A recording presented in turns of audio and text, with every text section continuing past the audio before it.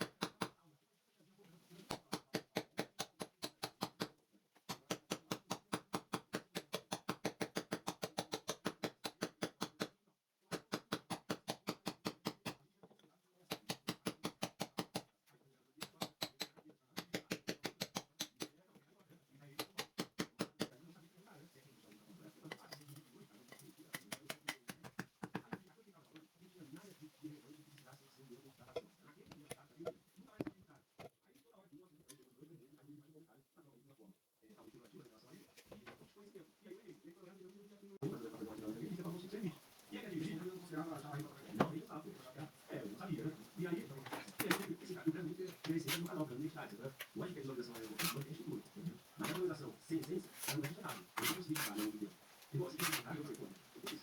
Cara, não, ligador é coisa. Mas eu vou analisar. Eu falei, bom, você quer saber essa dele? Bom, gostar, falar da ação. Se esse cara vai correr a seguir, se esse cara tem conhecimento do bem, vai vir ligação desse cara. Isso é uma coisa que eu acho que visão do melhor, o eu falando do melhor, tempo. O cara é líder de facção, e aí ele ficou morrendo. Aqui tem carteira de dinheiro, do vídeo, ele se não sabe nem coisa pronta. Ele depois, a carta de bonito. Aí ele recebeu o chat, eu não sei como ele está sendo, eu não sei como ele está sendo errado, ele está fazendo ideias erradas. Eu falei, e aí, então?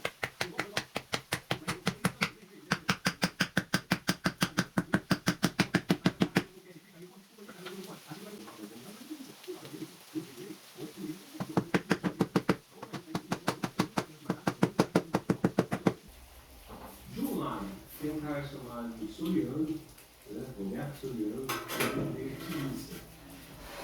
um cara chamado Abel, que o mundo dele é Vida Louca, e um cara chamado Anderson, que o mundo dele é Antigo.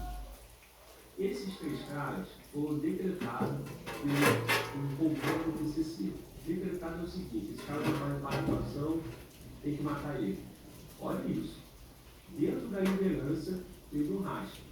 Do lado do Marcola, André do Rep, Fuminho, primeiro comando público. E aí, a tese é novíssima. A Record fez a matéria ontem. Nós conversamos com o Frank no domingo, isso é uma matéria assim, cara, nós estamos falando de Marcinho GT, nós estamos falando de Fernandinho Begamar. Então, Igor, eu não acredito muito nessa tese, não. O que tu acredita, então? Cara, eu acredito que foi uma sucessão de erros, que os caras são ratos de cadeia, e os caras deram uma bola no governo, no sistema. E aí tem